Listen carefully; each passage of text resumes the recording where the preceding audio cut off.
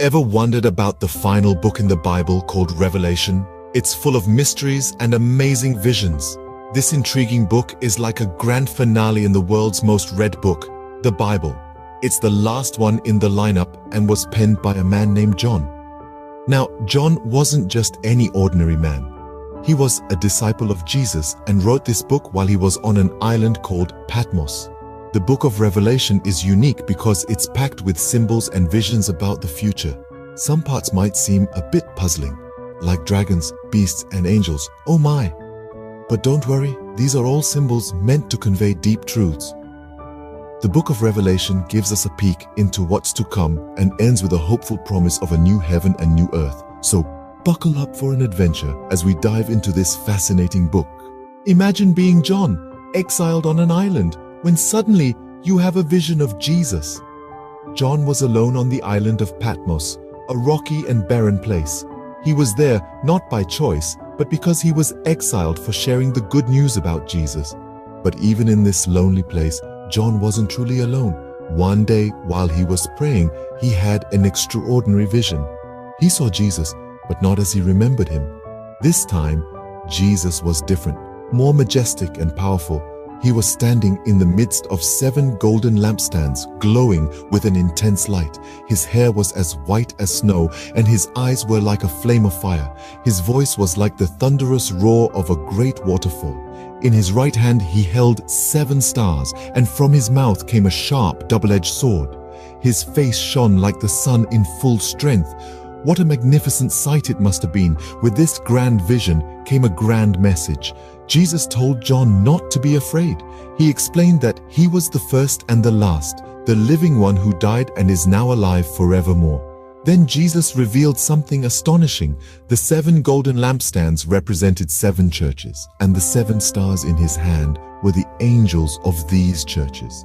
Jesus instructed John to write down everything he saw in his vision and to send the message to the 7 churches. John must have been overwhelmed by this vision, by the glory and power of Jesus. But he did as he was told. He wrote down everything he saw, everything Jesus told him. These writings would later become the book of Revelation, a book full of mysterious symbols, prophecies, and messages of hope. What a sight that must have been, but this was just the beginning of John's visions. Scene script. Next, John is tasked with delivering 7 letters to 7 different churches. But what do these letters say? Well, let's start with the first one, sent to the church in Ephesus. This letter praises the church for its perseverance and discernment, but it also reprimands them for losing their first love. It's reminding them, and us too, to never forget the love we first had for others and for doing good. The second letter, addressed to the church in Smyrna, is a letter of encouragement. It acknowledges their suffering and poverty, but assures them their true wealth lies in their faith. A beautiful reminder that our worth isn't defined by material possessions, but by our spiritual wealth. The third letter is for Pergamum, a church living where Satan's throne is. Despite the evil around them, they still held on to their faith. However, they were warned about some within their ranks who were leading others astray. It teaches us to remain vigilant against false teachings. The fourth letter is sent to Thyatira. This church is commended for their love, faith, service, and perseverance. But they are also rebuked for tolerating a false prophetess. The lesson here is the importance of not tolerating false teachings, no matter who they come from. Sardis, the recipient of the 5th letter, is a church that has a reputation for being alive, but is, in fact, dead. It's a wake-up call for those who may appear spiritually healthy on the outside, but are spiritually dead on the inside. The 6th letter is for Philadelphia, a church praised for keeping God's word and not denying his name, even during trials. It's an encouragement for us to remain steadfast in our faith, even when faced with challenges. Finally, the 7th letter is sent to Laodicea. This church is neither hot nor cold, and because of their lukewarm faith, they are warned of being spit out. This letter reminds us of the importance of being fervent in our faith. Each letter had a unique message, teaching us important lessons about how to live. Now, imagine being transported to the very throne room of God. How awe-inspiring that must be. Picture this. You're suddenly in a place of indescribable beauty and majesty.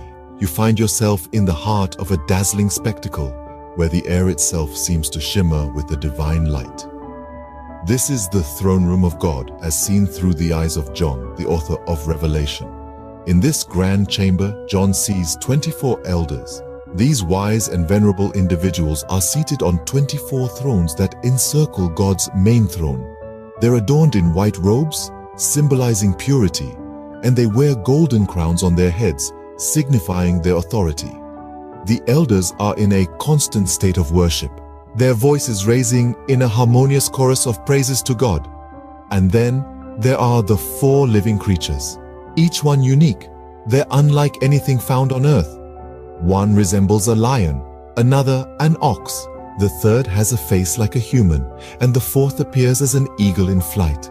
Each creature has 6 wings and is covered in eyes, front and back, a testament to their vigilance and all-seeing nature. They too, like the elders, never cease to worship God day and night. John's attention then turns to the 7 spirits of God. These spirits are represented as 7 burning lamps before the throne, each one radiating with a light that banishes all shadows. These are the 7-fold spirits of God, embodying the fullness of God's Spirit.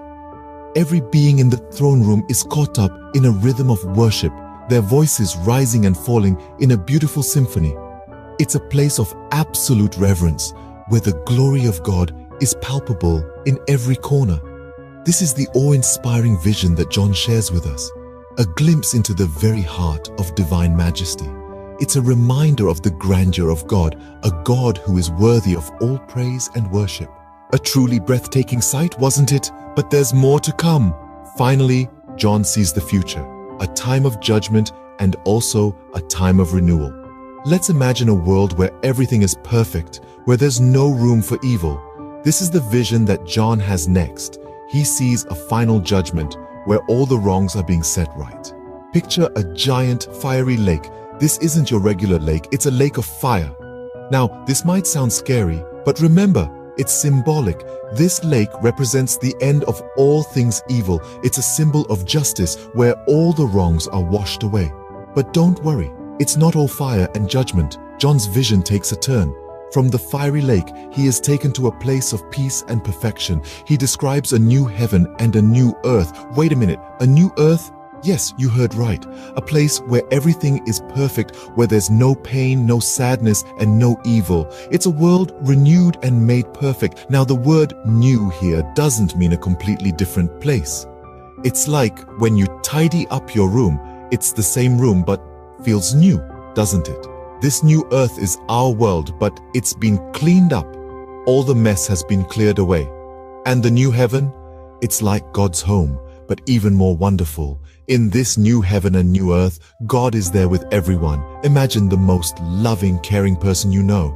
Now multiply that feeling by 1,000. That's what it's like to be with God. And in this new world, that's how it will be.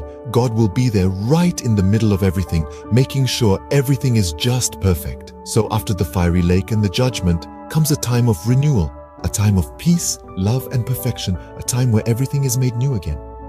In the end, God promises a world where there is no more pain or sadness. A beautiful promise, don't you think? So what can we learn from this incredible book? The book of Revelation, the final book in the Bible, is a vivid journey brimming with symbolic visions and prophetic teachings. It starts with John's vision of Jesus, a powerful image that shows Jesus as the divine, eternal ruler. Then we have the 7 letters to the 7 churches, messages of encouragement, warning, and guidance for all believers. Our journey continues into the throne room of God, a place of awesome majesty and worship. From there, we witness the final judgment, a time of accountability for all actions, good and bad. But the story doesn't end there. We're given a glimpse of a new heaven and new earth, a promise of a fresh start, a world of peace and righteousness. Remember, the book of Revelation is a story of hope and promise for the future. It teaches us to stay faithful and do good. Now, isn't that an amazing story?